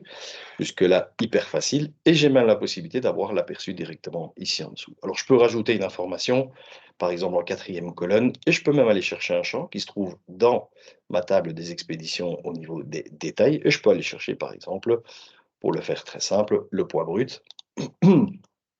de telle sorte que je récupère ici une quatrième colonne que je peux mettre en page avec une largeur, afficher un autre texte. Je peux aussi aligner la valeur ici, dans ce cas-ci, du côté gauche ou droite. Ici, c'est bien aligné, donc il n'y a pas de souci. Et j'ai plein de paramètres qui me permettent ici d'aller travailler sur la mise en page. Regardez, je récupère ma quatrième colonne et regardez, mon texte est pas super bien centré. Là, je suis vraiment sur la colonne en tant que telle. Je vais aligner ça vers la droite. J'ai la possibilité ici également sur le bas de rajouter, par exemple, je sais pas, ce qui peut être intéressant, c'est le total du poids évidemment. Eh bien, je pourrais tout à fait rajouter ça ici en disant, bah, rajoute-moi un texte vers le bas. Je vais changer aussi ma colonne en disant, bah, poids total, pour le faire plutôt logique. J'ai la possibilité aussi de choisir exactement où je veux l'afficher, donc alignement gauche, droite, etc. Voilà, jusque-là tout va bien. Et bien sûr, maintenant, ça c'est juste un texte, je peux aussi rajouter sur la rangée du bas, lui dire, bien, rajoute-moi en ligne 1, plutôt colonne 4 à la limite, et comme ça il va se mettre ici en dessous. Et je vais lui dire que la portée de ma colonne, à partir de mon texte ici, c'est la colonne 1, 2, 3, donc il s'agit du poids brut. Et je vais lui demander ici, de manière extrêmement rapide, je vais lui demander une somme. OK? Et donc, je vois bien ici que j'ai un poids total qui est pour le moment, c'est l'exemple, à 0. Je vais l'aligner sur le côté droit, comme ça, il apparaît en dessous de tous mes articles. Extrêmement facile. Il faut jouer 2 fois dessus et on a compris directement le principe. Je vais aussi vous montrer le style de table, alors de manière extrêmement simple. On a la possibilité de jouer sur la couleur de la police, sur la couleur de fond. Et, on a toute une liste aussi, vraiment, j'ai presque envie de dire sans limite, avec chaque fois l'exemple qui nous dit exactement à quoi ça ressemble. On a vraiment beaucoup, beaucoup d'infos. Je peux aussi, et ça c'est génial, si je décide de créer une nouvelle couleur, je peux aussi la prendre ici en, par exemple, Continia Pink, puisqu'on a une couleur aussi rose liée, comment dire, à Continia, aux couleurs de Continia, et je peux ici créer le code, alors il faut juste que je trouve, voilà, et je peux créer ici le code relatif, je triche un peu, je vous avoue, DEEB, voilà, lié à la couleur directement, et si je clique sur la ligne, je retrouve bien la couleur de fond avec le code couleur lié à la couleur rose de chez Continia. Je peux le sélectionner ici, regardez directement, c'est mis à jour. Je sélectionne ma couleur de fond en disant, bah, prends-moi ou resélectionne-moi le Continia Blue, par exemple. Donc ici, je peux rentrer Continia et je vais récupérer mon Continia, le bleu de Continia sur fond rose. Voilà. Je peux aussi travailler sur les bordures supérieures, les bordures du bas, de gauche, etc. Je peux aussi agrandir la hauteur de ma colonne. Donc de manière vraiment très, très simple, de manière très, très intuitive. Je vais quitter cet écran et je vais terminer avec la sélection du style de table, puisque ça, c'est des paramètres prédéfinis qui nous permettent de dire je veux utiliser le style 1, je veux utiliser le style 2 avec les couleurs, la mise en page, etc. Donc de manière un peu plus facile si on ne souhaite pas aller plus loin dans les détails. Je crois que je suis bon là-dessus. J'ai rajouté donc au niveau de mon information une somme sur le poids. Je vous montre ça et puis on aura fait le tour des nouvelles fonctionnalités. Je vais évidemment de nouveau reprendre le même exemple pour que ça parle évidemment. OK, c'était le 102 0010, oui, mais elle a été imprimée 2 fois maintenant. Yes, je vais ouvrir l'email et si j'ai bien fait ça, je devrais retrouver mon poids brut ici avec le total ici en bas. Donc en 2 clics, j'ai rajouté la colonne et l'information que je souhaitais dans le corps du mail. C'est pareil, comme je disais, des fusions de tables pour, sur les en-têtes, pour reprendre toutes les informations du client. C'est pareil, donc on a l'information pour les devis ventes, pour les expéditions de vente, les commandes de vente, les factures de vente. Tout ça, il y a déjà, comment dire, des fusions de tables prédéfinies et qui sont prêtes à être utilisées par les utilisateurs. OK, je termine juste encore un slide. OK. Là, on l'a vu. Et je termine ici avec une petite explication rapide sur Expense Management. On a amélioré aussi de manière très significative les performances liées à l'OCR, c'est-à-dire que maintenant, même sur j'ai testé récemment sur un ticket de parking qui faisait 4 cm sur 5, avec une écriture qui n'était pas lisible, on va encore beaucoup plus loin par rapport à ça. Il faut savoir qu'après 2 numérisations ou 2 scannings de tickets, de souches, on appelle comme on veut, le système est déjà capable de retenir votre type de dépense, le type de paiement, enfin, ou de règlement en français. Donc ça, c'est extrêmement rapide. Après la deuxième lecture du même type de ticket au même endroit, eh bien, c'est automatiquement détecté. On a aussi une détection du multitaux de TVA maintenant, en automatique. Donc, qui permet automatiquement une allocation directement sur l'application de l'utilisateur. Et il doit en effet juste encore donner et remplir les différents types de dépenses liées à ces ventilations.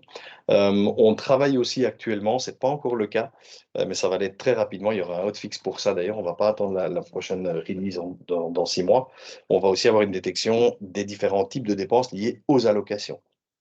Donc, au moment où il y aura une allocation automatique, si vous avez déjà été, par exemple, manger dans ce restaurant et qu'il y a pris un lunch n'importe où et qu'il y a une allocation, une ventilation des dépenses, vous allez devoir entrer manuellement un type de dépense. Sachez que d'ici quelques semaines, le type de dépense va être complété automatiquement par l'intelligence artificielle après 2 ou 3 scannings de ce même ticket. OK? Voilà, j'ai fini. Ouais. En tout cas, au niveau de la partie démo, Merci et je Fabrice. laisse la parole à Nicolas à nouveau. Je vous en prie. Merci beaucoup Fabrice. Oui, pour terminer, on vous invite à consulter le roadmap et le changelog complet sur notre site Continua Docs. Donc Fabrice vous a montré une sélection d'améliorations, mais pour la liste complète, c'est ici sur Continua Docs et vous voyez en haut là le lien à suivre pour y arriver. Et notre dernier slide, des sujets divers. Tout d'abord, notre nouveau calculateur de prix est en ligne. C'est même plus intuitif et tout nouveau. Vous le trouvez sur continua.com/pricing. Et le calculateur est aussi disponible pour être déployé sur les sites web de nos partenaires, donc sur votre site web. Vous pouvez toujours nous contacter pour plus d'infos ou pour démarrer ce processus. Aussi, enfin, nous recherchons des exemples de témoignages de clients. C'est un campagne marketing de notre part. Donc, si vous souhaitez mettre en valeur et mettre le client en vedette, faites-nous le savoir et on vous mettra en contact avec Continua Marketing pour en discuter plus pour démarrer. Donc, ça a été tout de notre part. Donc, on a reçu quelques questions qu'on n'a pas encore répondu. OK. Donc, Ouais. Alors, comme je le disais tout à l'heure, on va essayer de répondre ici pour les 5 minutes qui nous restent. Je ouais, vais essayer de répondre en tout cas aux questions que je peux rapidement ou facilement répondre en disant oui, non, ou ça fonctionne comme ça ou comme ça. non, Ouais, si je commence par le haut. là-bas, N'hésitez pas aussi, ouais, oui, là-bas.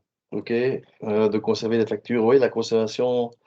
Oui, oui, en tout cas, je vois par exemple par rapport à la question sur la Suisse qui impose de conserver les factures pendant 10 ans, c'est paramétrable, bien entendu, au niveau de la configuration de document capture et de l'archivage sécurisé, c'est tout des paramètres. Ça, c'est des champs à remplir qui demandent tout simplement la conservation minimum pour les documents.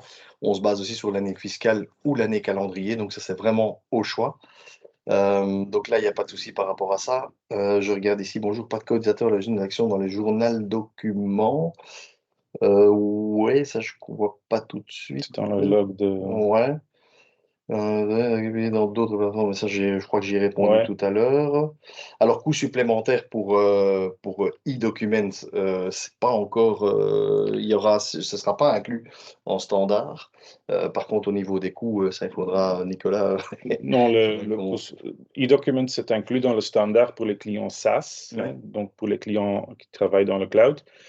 Pour les clients on-prem, il y a un petit coût, il y a un coût supplémentaire pour les clients on-prem pour utiliser et ajouter la module e-documents. Mais on peut trouver tout sur notre site web avec le pricing. Donc, au-dessous du calculateur, on peut télécharger les fichiers de prix et vous pouvez les trouver. OK, merci. Et Nicolas, et je vois ici aussi en dessous au niveau de la Facturix. Oui, oui, Facturix est déjà aussi, on a une présentation aussi assez, entre guillemets, commerciale par rapport au Facturix, qui circule d'ailleurs, qu'on présente relativement souvent avec les partenaires. Et donc oui, le Facturix figure bien dessus également. Il faut savoir que pour nous, ça n'a pas été trop compliqué puisque c'est jamais qu'une version française du X-Rechnung, entre guillemets. Donc comment dire, le format allemand du Facturix. Et donc pour nous, il n'y a pas de souci. Le Facturix est bien pris en place, est bien pris en compte au niveau de document capture et document output. J'irai même plus loin par rapport à ça. Donc voilà, si jamais vous avez des questions, même plus tard, après avoir un petit peu, comment dire, digéré tout ça, n'hésitez pas, soit vous revenez, si c'est commercial, vous revenez vers Nicolas ou vers moi-même si vous avez plus des questions un peu plus techniques. Dans les 2 cas, de toute façon, vous pouvez toujours nous envoyer à tous les 2, puisqu'on s'entend, quotidiennement, donc il y a pas de problème par rapport à ça. Et puis si jamais vous voulez encore, envoyer des questions dans le chat, dans la conversation, il y a pas de problème non Ouais, plus. Voilà, voilà. pour moi c'est bon. Nicolas, Pour moi encore aussi. quelque chose à rajouter? Non, Nickel. Parfait. Eh bien, une bonne journée. Merci à tous pour vos retours. En tout cas, on les voit arriver, c'est sympa. Et bah, à bientôt en tout cas. à bientôt. Merci à tous. Bonne journée. Bye bye.